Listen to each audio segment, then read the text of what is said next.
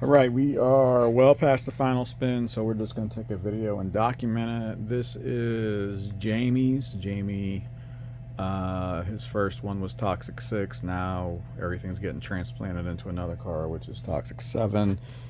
The crank was actually cracked, so we had to start over. And you can see that's what the machine is saying, so we're well within tolerance. And we're going to look where we started.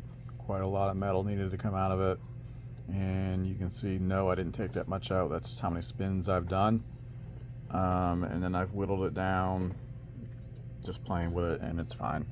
So that's as good as we're gonna get on this one, and let's take a spin.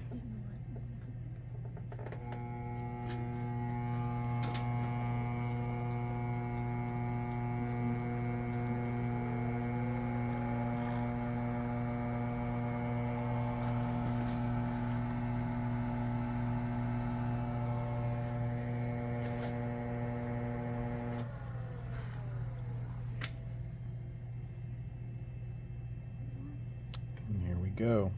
So 1/2 gram and 9/10 of a gram. It doesn't say intolerance because I've got it basically not showing. I got the tolerance really low because I wanted to see where to play with it.